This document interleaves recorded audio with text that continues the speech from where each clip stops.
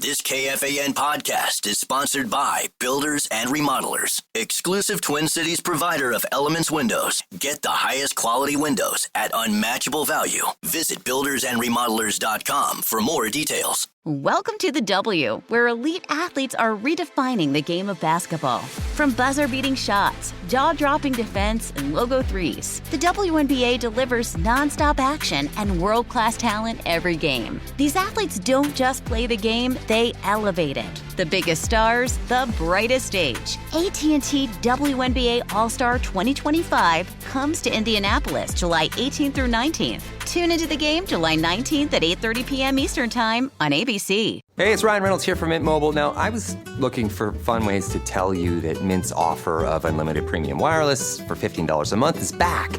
So I thought it would be fun if we made $15 bills. But it turns out that's very illegal.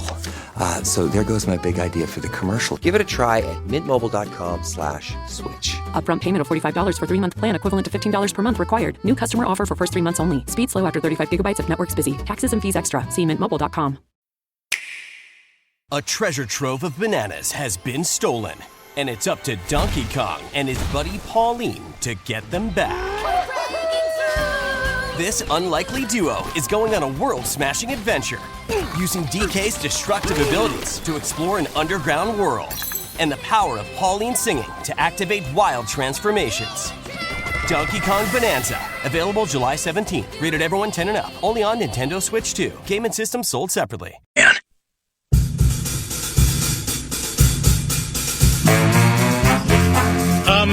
Can you repeat the part of the stuff where you said all about the things? What you just said is one of the most insanely idiotic things I have ever heard. Everyone in this room is now dumber for having listened to it.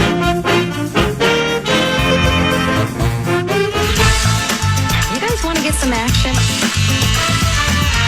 I-35 will be there in 90 minutes. Once we hit the border, Worth County, we are in it. Wages at the window, roll some dice, and then we go. If I win enough of these bets, do I get to meet the real Diamond Joe?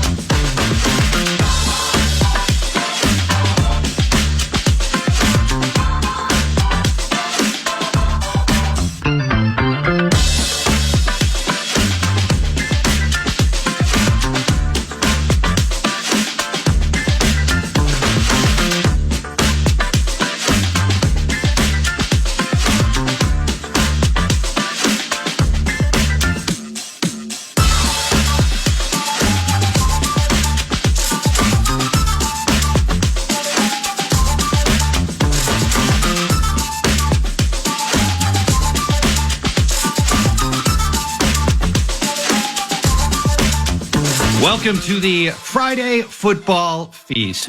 I am Paul Charchian, PA out today, Nordo out today, helping me out, Brett Blakemore. Good morning, Brett. How's it going, Charch? Well, different. This is this day I knew would probably come eventually, where I would be hosting 9 to noon from Utah. It's not the same as being in studio. You always want to be in studio, and coming in studio, I think for that very reason, Brian Oak later in this show will be in studio. I would prefer to be looking at you through 1 inch of solid glass, much like we do at Visitors Day at the penitentiary. But Brett, this is we're gonna make this work. Hopefully the sound quality, I've just set up my new office, but I haven't got all my sound dampening set up yet. Yeah. Does it sound echoey on my side? Not so much echoey, no. There definitely may be a little delay of me coming from Minnesota all the way to Utah, it sounds like. But other than that, it should be pretty good. And yes, I like that you'd rather be looking at me through this huge pane of glass than the Virgin Mountains or whatever it is that's outside, the Zion Mountains outside your window. So that's great. Yes, I appreciate that. No, yeah. Well, you're a far better sight. People travel from all over to see your face, understandably. It is a little bit weird living in a tourist town, which I had never lived in a tourist town. I'd spent the last 30 years in Plymouth.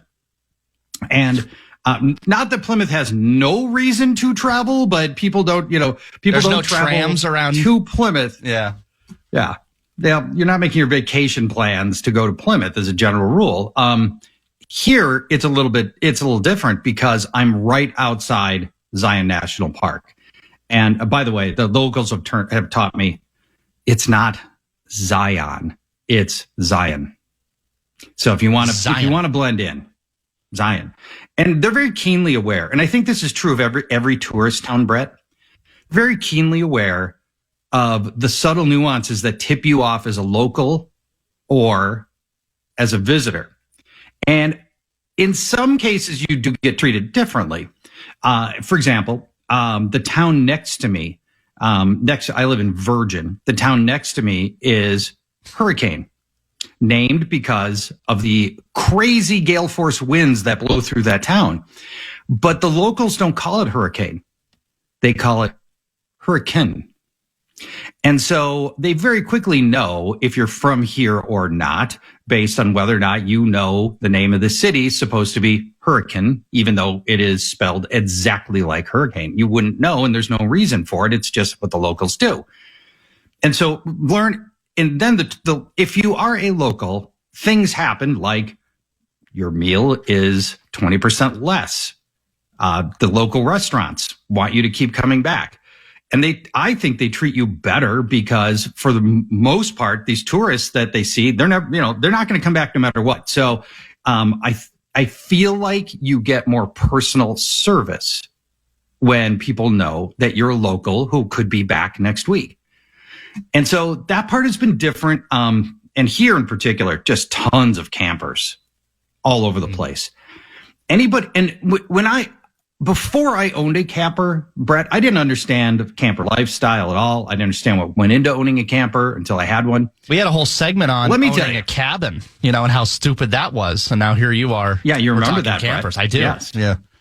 Yeah, crazy. I know people love their cabins, but man, is there a litany of disadvantages. And and owning a camper is much the same way. The campers. The thing that I think that I've really underestimated about campers is the cost and the means with the people that have the campers. I just always assumed campers was kind of a redneck thing. Oh, no. These, your average, we've got a lot of RV places near us, campgrounds. And I would say the average stall has got $500,000 between the truck and the camper. It's insane how much people have and how much money you need to have or typically have. You can camp on the cheap for sure. You can tent camp. That's very affordable. But the people who've got reasonably nice campers, it's crazy how much disposable money you need to have. They break down a lot. You need to get them fixed. You need to have a whole second set of everything. You need a second TV. You need second silverware. You need second plates, knives. The whole thing. It is an expensive endeavor for sure. For sure. Well, now and some of the other things. Yeah, go ahead. Well, you can go ahead. Finish your. There are a few other things that I'm starting to pick up as like key differences between Minnesota and Utah. You want a Starbucks? Good luck. There are, we have a town, Hurricane, which I mentioned recently. Hurricane's probably a town of, 25,000 people. No Starbucks. If you go into St. George with 100,000 people, there's one or two. And that's it. Because the Mormons don't drink caffeine. I think that's most of the reason. Now, the the population has swayed dramatically in the last 10 years because there's been a flight to Utah by a lot of people. And so you don't have as many Mormons. You don't have as many of the original Mormons that were here. They're all getting watered down by people who come from out of state like me. But it's still a thing. And what we have instead here of coffee shops are soda shops with caffeine-free soda. And so we have places like Fizz, Fizz, and maybe a third Z, that are thriving soda shops that operate much like coffee shops do, but for soda. They've got drive-throughs, they've got, apps. You go pick up, you make your own order. If you're used to getting a chai latte with an extra shot and extra hot and no water, add milk. Should be skim, or preferably 2% if you can mix the skim and the whole milk together. You do all that same stuff at Fizz, and those are thriving businesses here, Brett. There actually is one that opened just down the street from the station, believe it or not. It's what they call like a dirty soda, which actually I tried. What's that? It's very good. So basically it has like essentially pops cocktails, which side note, I was going to start thinking of things that that people do that make them known they're not from Minnesota or not from the Midwest. Yeah. And I would say not calling it pop is one of them, because I'm a pop guy. One of them for sure. Yeah. Yeah. So it's basically like a pop cocktail. Like the one I got at the one down the street is like, it was Mountain Dew, but it had like blue raspberry and vanilla in it. And it was amazing. It was so good. Yeah. That sounds good. I think people would be into that. I think that's going to be a successful model based on what I've seen here. That makes sense. You think of Utah as a place where you can't get a drink. Even in Utah, you can buy beer at the grocery store. Even here. Minnesota, nope. Can you sports gamble in Utah? Come on, man. No, that ain't changing. Okay. But where I live, I'm in the southwest corner of the state. I am 30 minutes from Arizona. I'm 45 to 50 minutes from Mesquite, Nevada. Mm-hmm. And so I have nearby gambling that's quite a bit more convenient than Diamond Joe's was. Diamond Joe's was 2-ish hours away. So this is not half bad. If I need to place a bet, like Jordan Mason to score double-digit touchdowns, just as one totally hypothetical situation. This would be, I can drive that far, and there you go. I get a much better liquor selection because the government runs every town has got like one liquor store and the government runs it. And it's, if you want Jim Beam, fine. You'll get all the Jim Beam you want. If you want Jack Daniels, fine. If you want Tito's, fine.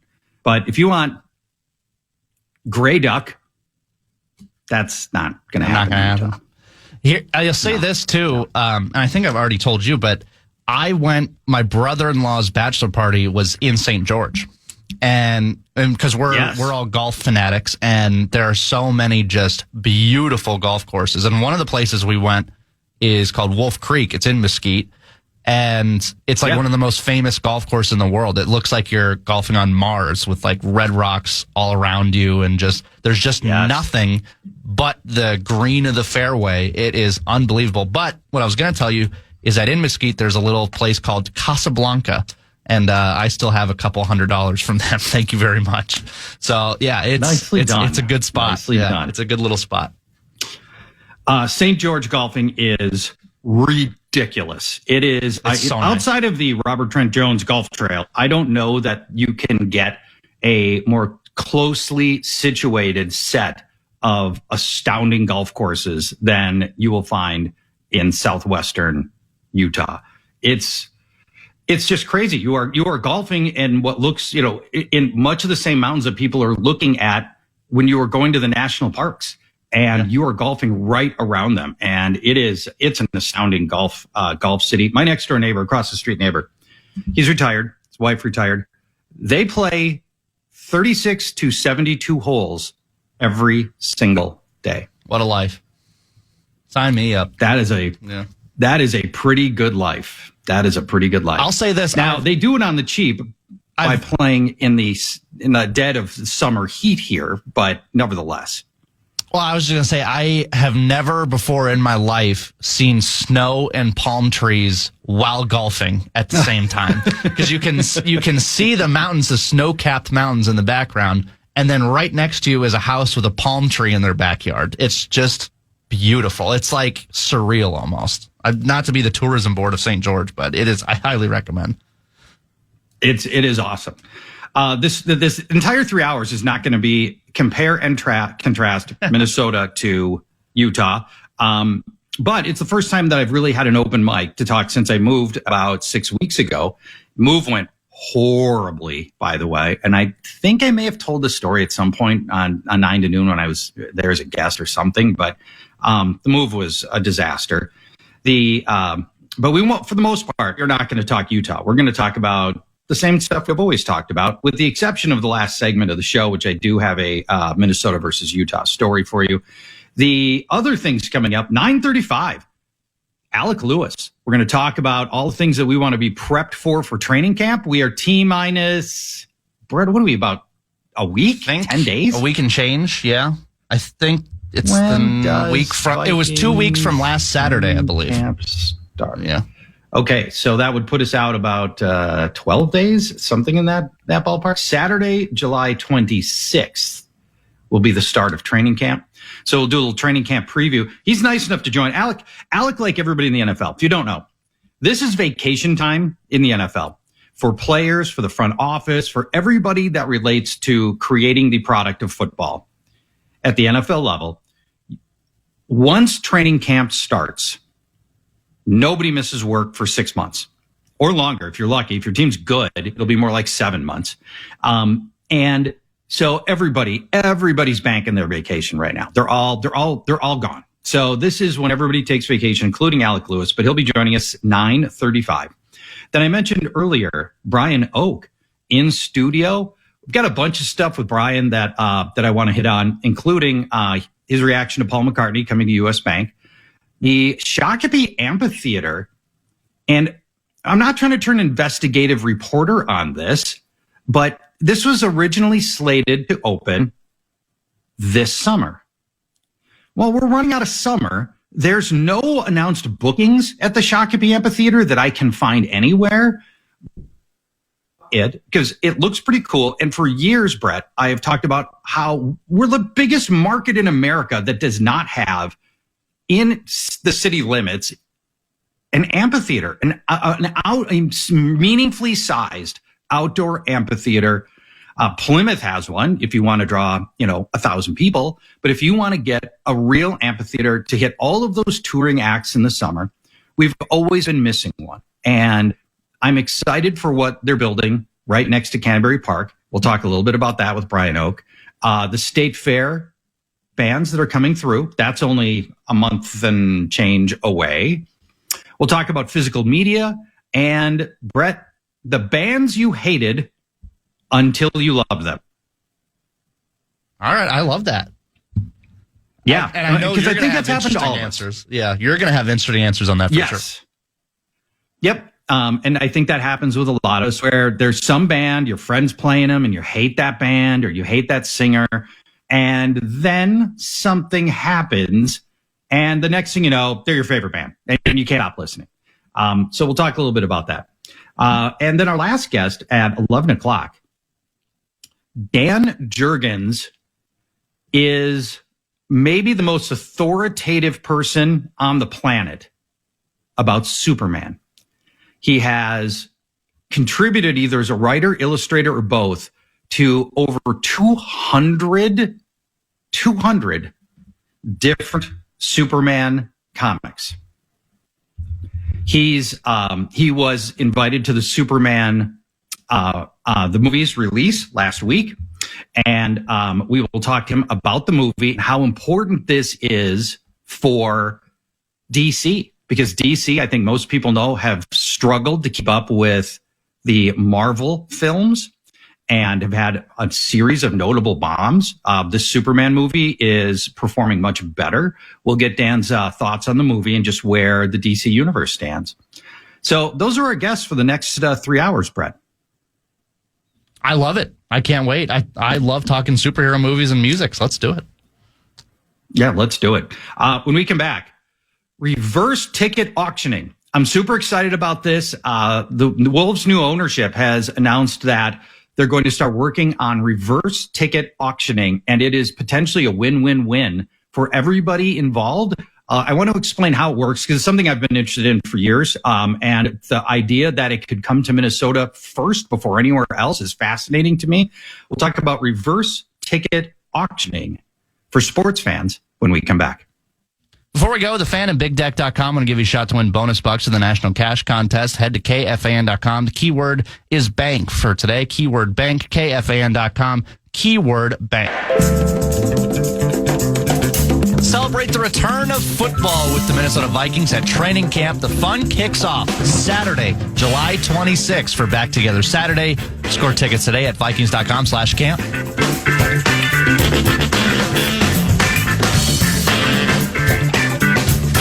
Alec Lewis from The Athletic joins 9:35.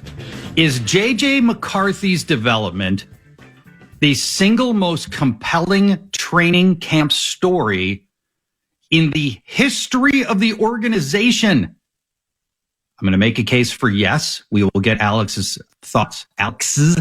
When you say Alec, plural, it sounds like you're saying Alex. It does. Yeah. Alex. But it's hard to say Alex's possessive without it sounding like Alex. Well, so just to be clear, we know his name is Alec. This is 9 to noon, so you can say it's Alexa.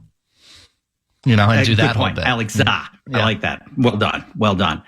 Is J.J. McCarthy's development the most compelling training camp story in the history of the organization? I will make that case.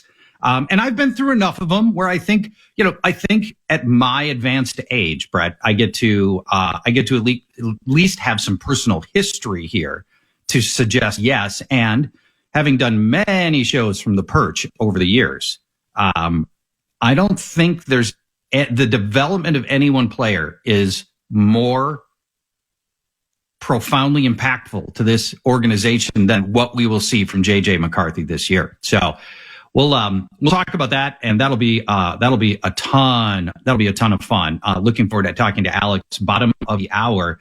Between now and then, I want to close in on just an aside that we got from Alex Rodriguez and Mark Lloyd as they talk about bringing in-game reverse auctioning for seats. Now, Brett, I haven't heard this talk. I haven't listened to every minute of the fan. I haven't heard this really been discussed. I want to explain what that even means and why this is going to be a win-win-win for everybody involved. Here's what it looks like. First, what's a reverse auction? You know what a regular online auction is because you've done it on eBay, or if you play fantasy football and you've auctioned for players in real time, you know what it's like to use an app or use your computer to make an auction bid. But what's a reverse auction? In a reverse auction, the seller of a seat, in this case, this is somebody in the lower bowl, the sellers submit increasingly lower bids to secure a buyer's business. So the seller can start with a high price, and this is the reverse part of the auction, and then lower the price until a buyer comes and selects their seats. So let me put this into some real life terms. Brett, you and I are sitting in section 114, and we want to leave Target Center early, say it's halftime. And you and I want to leave because you were bit by fire ants earlier in the day and your ankle is swollen to the size of a canned ham. Hey, when that happens. Yes. And it's halftime, so we need to leave. So normally you just have to abandon your seats and you get nothing for them. And maybe somebody will eventually have the nerve to come down, late in the fourth quarter and go sit in your seat or not, or whatever, but you get nothing for that seat. In a reverse auction, we're going to leave because of this fire ant situation of yours, Brett, and it's going to turn into a win-win-win. As seller of your seat, you're going to get cash for your seat when normally you would get nothing. That is a win. Then there's the buyers. The buyers are going to move from level 2 and level 3. They will be the ones, it sounds like, who will be even allowed to bid on your seat. And the buyer only pays what they want to pay to move down to your seat. So we're in section 114, we're in row G, and somebody's like, hey, for half of the game, that's worth, I don't know, $30 to me. And if they want to pay the $30 and they can find seats, great. But you only pay what you want the buyer to move down. So if you can get much better seats, you bought in at $20 in the upper levels, you spend $30 more, you watch half of the game from section 114. That's a win. You only paid what you want and you got better seats for half of the game. And then the Timberwolves will, of course, take a cut of the action. So it's going to be a win for them. They're going to get revenue out of that seat twice in one game. They never do that now, right? Right now, you only ever get the revenue from the first sale. Or if you hit the resale market, maybe you get revenue on that too. But in game, teams were never able to get another cut on the same seat. So to me, this feels like a win-win-win. And mechanically, Brett, here's a little bit how it works. You're the seller. You're going to leave halftime. Us, we get on the Timberwolves ticketing app and we indicate we're leaving. We can see the bids that are out there from the second and third tiers and what they're offering for seats like ours. We can accept any of the offers are out there, or we could reject it, hope for a better offer. It's almost a game within a game as you try to figure out when do you want to sell your seats and at what price. And do you want to hold out, hoping to get more money and a better offer later? Or are you just like, I'll just take whatever's out there right now, sell my seats, get a few bucks back, and I'm out of here to head to urgent care? Yeah, it's fascinating. What do you think, Brett? Well, it's fascinating because you're essentially risking some money or risking some capital, and you don't know if a better bid's going to come in. So you're kind of, almost gambling with your money, and it's at a sporting event in Minnesota. So I'm not sure how that all is going to work out. No, all kidding aside, I think it's a good thing. I don't know how the mechanics as far as like the app, because I wouldn't want, Joe and Prior Lake bidding on the tickets just to troll people, or, it has to be where it's a local thing where if you're in the building, you can bid on it. I'm sure there's ways to do it. I don't know why someone would spend $30 just to troll people, but the point is, I just don't know how it would work out, at least logistically with the phones and with the apps. I'm sure they have it figured out, but that would be my biggest, not concern, but just curiosity of how they would be able to, all right, we're only getting people inside the building to bid on this. You know what I mean? Yeah. A few years ago, maybe 3 years ago, I invested in a small startup company that came through the Minnesota TechStars program called Ticket Rev. And they had two business models. One was you could buy last minute tickets, name your price for last minute tickets. Like, Twins game is starting in 1 hour. And at that point, sellers are pretty desperate. You name your price with no fees. So full in before fees, I'm willing to pay $30. And then they would show you the best tickets available for $30. You can get these last minute tickets. I thought it was a good idea. But the other thing they were going to offer was the ability to move within the stadium in real time at any time. And they never got to this. They had to they folded up about 6 months ago, unfortunately. They never got to that stage of the business development. But the idea was, if you're anywhere in the ballpark, you could upgrade to any available seat, and then they could resell your old seat. And so that was potentially putting them on a path where you could go from the third tier, spend $20 to move to the second tier, and you're in the second tier, and then seats open up in the first tier. You go down to the first tier, spend another $20.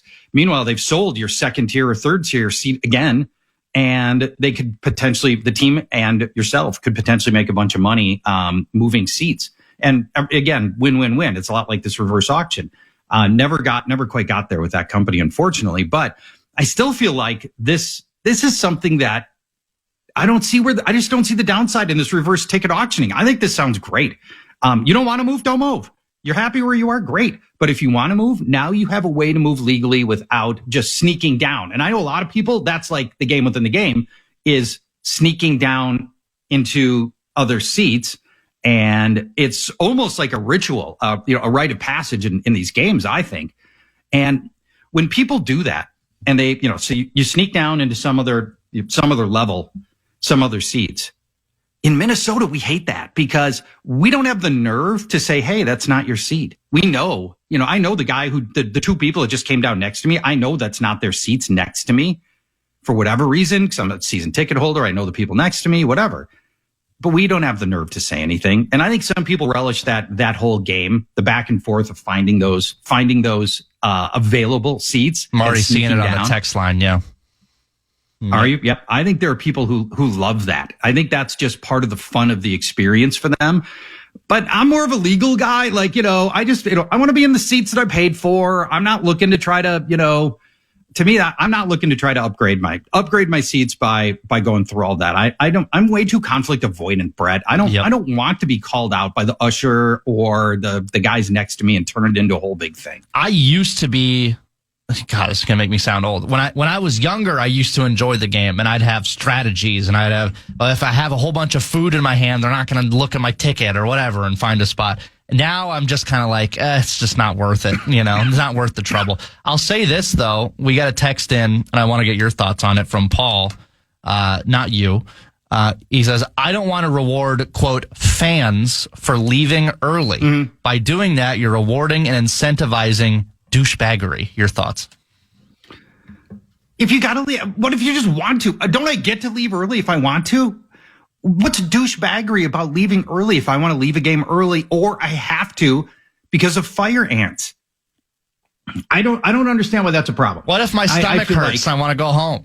Right. Pick a reason, right? Yeah. What if you had an allergic reaction to the nacho sauce? Well, whatever your reason is, that's your business. I don't think anybody should be saying you can't leave a game early if you don't want to. That's absurd. That's absurd. And sometimes the team deserves it. There are sometimes your team plays so badly that one of the only things that you can do, and a lot of people, especially in Minnesota, won't boo their own team. All you can do to show your disgust is leave early. Not disgusting, Alec Lewis. We promised him at 9:35, and it's currently 9:34. So why don't we take a break? We'll come back. Alec Lewis, we're going to talk about the biggest stories heading into training camp when we come back.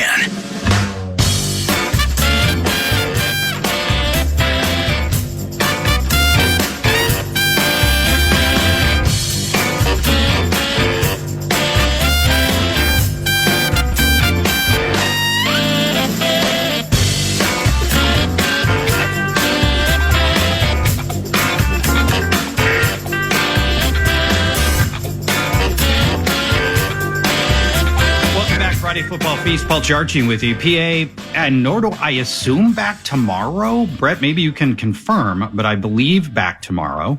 I think is that right? Nordo is back tomorrow. I believe. Nordo back tomorrow. I think it's me and Nordo. All right. PA draining some of his vacation time, which you get a lot of it when you've been an employee for 30 years. And so season looming, I can see where PA is probably burning some vacation. Joining us now from The Athletic, Alec Lewis in Chicago. Hi, Alec. I'm great, Charch. It's good to. I hope PA's not slipping here. I'm kind of worried, I know. Maybe this is the beginning of the end. I'm not sure. What brings you to Chicago? Some social life things, but there's some work going on specifically on this Monday. I may or may not be commuting to an interview / conversation that hopefully will be pretty productive. So things are good. Ready to roll, getting ready for next week. Well, you make that sound very cloak and dagger. I mean, I may or may not be headed to an important conversation. That's kind of the job that, when you're a sports writer, that's what you do. You make it seem bigger than it is, right? That's the whole job. Yeah, I suppose so. Let's start here.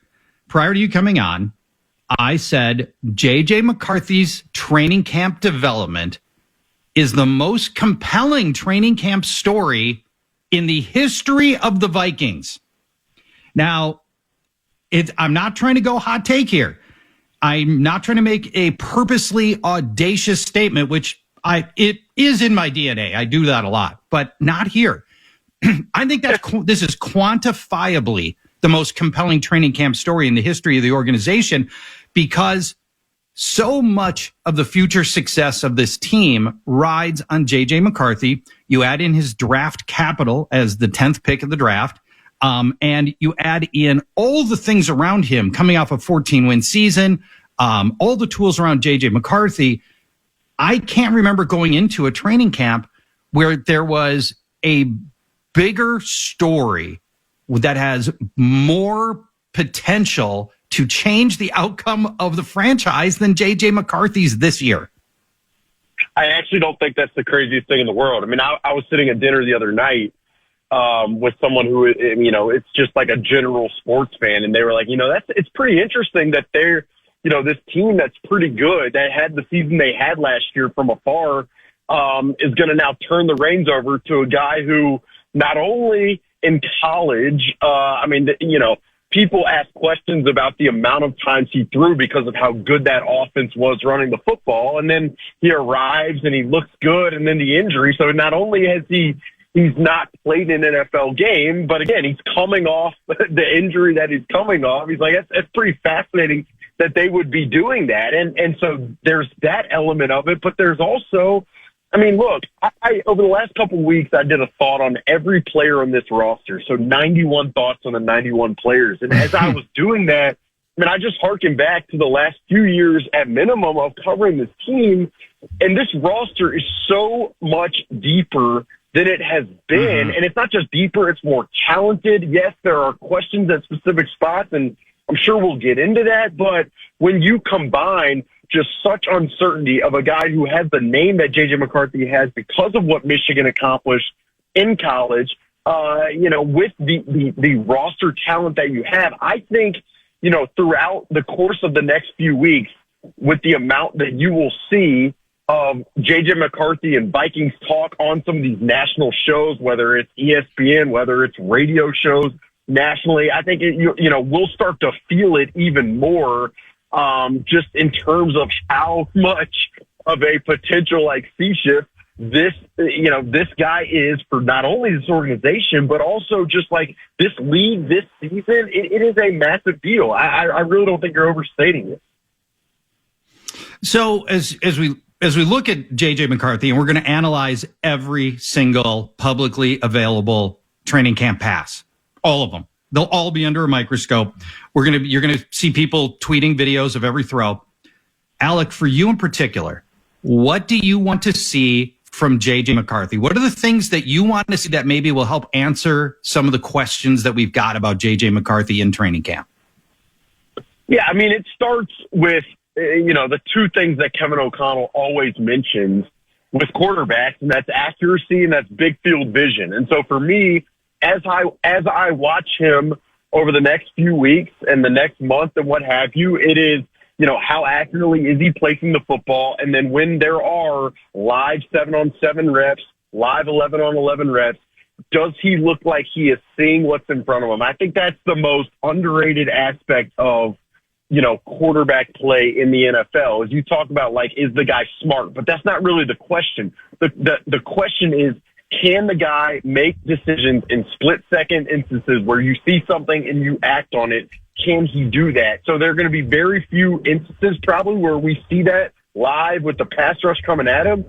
But those are the two things that I will start with. And then, the other aspect that I'm just going to be looking for is, how do people revolve around him? What is the charisma that you always hear about with him, that you've always heard about with him? How does that show itself on a daily basis? The experienced offensive linemen, how much are they rallying around him? The Justin Jefferson connection. Are they high-fiving after throws? All of that stuff, the relationships with coaches. For me, it starts with the mechanical and that mental kind of skill set, and then it flows to the leadership qualities that are just paramount for guys to have success at this level. It's those things I think I'll be trying to watch every day, dispersed within you said it, the videos that are going to be tweeted. Every throw is going to be analyzed. Every interception is going to take on outside feeding on social media, and just navigating the truth that these are all very small data points to get to where they want this to get to, where he develops and kind of takes off on the runway that is their timeline that they want him to take off on. I love you're bringing up the intangibles for Jim McCarthy. He's only 22 years old. When he starts week 1 for the Vikings, he will be the youngest starting quarterback in the league, including rookies who get starts. Like Cam Ward is going to be your starter for Tennessee. J.J. McCarthy is going to be still the youngest. But I think the biggest reason for optimism, well, 2 reasons for optimism for J.J. McCarthy's leadership potential. One, he got to watch Sam Darnold last year in a zero pressure situation. He got to see Sam Darnold in a 14-win season take command of huddles and be a pro. And I think that was really, really helpful. And the second reason for optimism for me, Alec, is Michigan national championship. I mean, a gigantic program, in front of one of the biggest stadiums in America. That was it's not like he's coming from a Division II program. That was a major program for J.J. McCarthy, in which he had a lot of success. And I want to believe that gives you a level of confidence that you just don't get if you're a promising quarterback from Coastal Carolina. And there are 2 ancillary details that I want to mention off of that. The first is he comes in. I mean, this guy has been a highly touted recruit from the time he was in 7th grade and he was out on the field at an Iowa State camp, and Matt Campbell and that staff offers him at that age. So, he comes in with this notoriety to Michigan, and they have a guy who they were starting at the time in Cade McNamara. So there's balancing those dynamics. The other aspect I want to mention, and I've said this before, but it even goes further back. I don't know if people fully have thought enough, written enough. When he's in high school in 2020, they weren't able to play at Nazareth Academy because of COVID. And so he goes down to IMG Academy, which is, this, Charch, and the people listening to this know, it is like the most notoriously, high-profile high school program in the country. And he goes down there in an environment where he knows nobody. And what does he do? He takes the reins. He builds trust. He creates kind of the aura that he's always created, and they go out and win the national championship. And you talk to people there even now, and they will say he is the best player to ever come through there. It's unbelievable speaking to people around him, the way they talk about the impact he has on other people. And so that's why I mentioned that as one of the things I'm looking for. Is I just want to see how that manifests every day at this level, on this stage, with this amount of pressure, because it's a hell of a lot. Do you agree with my assertion that Kevin O'Connell, that the passing play percentage that Kevin O'Connell usually has is going to drop significantly this year? In 2 of Kevin O'Connell's 3 seasons, he's had the 3rd highest passing play percentage, 63%, 64%. I think when you look at last year, the plan for JJ was to play Sam Darnold for as long as he was viable last year, which would have been the entire season. Even if J.J. McCarthy were healthy last year, I do not believe he would have ever stepped foot on the field the way Sam Darnold played. I think the way that thinking materializes this year for J.J. is they protect him by having a reduced passing volume and a much more balanced run-heavy attack. Alec, do you agree? Absolutely. And it's kind of the thing that it's not the sexy item in tandem with the JJ McCarthy conversation, but it's the one that I'm going to spend a lot on, because I see it as just integral to this going the way that everybody listening to this, and you and I and everybody wants this to go. I mean, I think it's part. Over the last couple of years, they've wanted to run the football efficiently, but Kevin O'Connell is no dummy. I mean, he knows and knew with that interior offensive line, you're just going to only create so much push. I think he also, obviously, and we've talked about this ad nauseum, he fights himself. He's a quarterback at heart. He's as good of a pass game designer, an explosive pass creator as there is in the NFL. And so, it's those two aspects of not having full trust in being able to do it, but also knowing that's not your bread and butter. And to get this to where JJ, again, like I said earlier, they ramp him up the way that that is sensible here.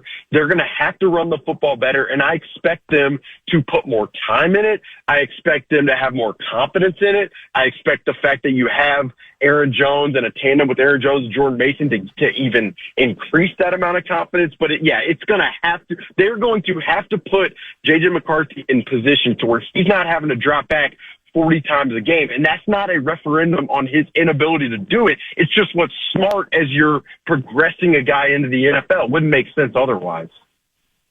Absolutely. I know you've got this very, very important cloak and dagger meeting at the top of the hour, Alec. So we will let you go. I had a dozen more topics for you around training camp, but hopefully we'll have a chance to catch up in the next 10 days or so. Maybe we have a chance to do this again. I'd love to ask you about the rest of the team besides J.J. McCarthy.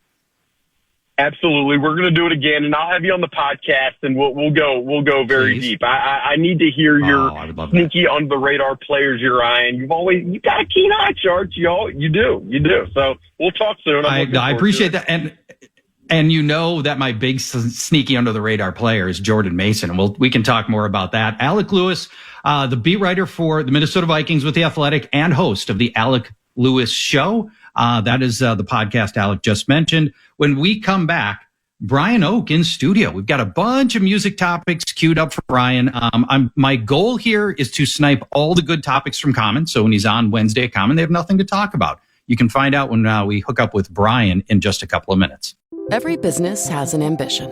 PayPal Open is the platform designed to help you grow into yours. With business loans so you can expand and access to hundreds of millions of PayPal customers worldwide. And your customers can pay all the ways they want with PayPal, Venmo, Pay Later, and all major cards, so you can focus on scaling up. When it's time to get growing, there's one platform for all business. PayPal Open. Grow today at paypalopen.com. Loans subject to approval in available locations. Made from plants and sizzles on a grill.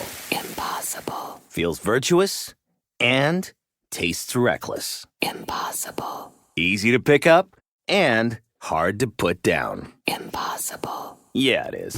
Burgers, hot dogs, and chicken. Everything you want from meat without the stuff you don't. All flavor, no trade-offs. It's impossible. Purchase Impossible products at your local grocery store today. Welcome to the W, where elite athletes are redefining the game of basketball. From buzzer-beating shots, jaw-dropping defense, and logo threes, the WNBA delivers nonstop action and world-class talent every game. These athletes don't just play the game, they elevate it. The biggest stars, the brightest stage. AT&T WNBA All-Star 2025 comes to Indianapolis July 18th through 19th. Tune into the game July 19th at 8:30 p.m. Eastern Time on ABC. A treasure trove of bananas has been stolen, and it's up to Donkey Kong and his buddy Pauline to get them back. This unlikely duo is going on a world-smashing adventure, using DK's destructive abilities to explore an underground world, and the power of Pauline singing to activate wild transformations. Donkey Kong Bonanza, available July 17th. Rated everyone 10 and up. Only on Nintendo Switch 2. Game and system sold separately.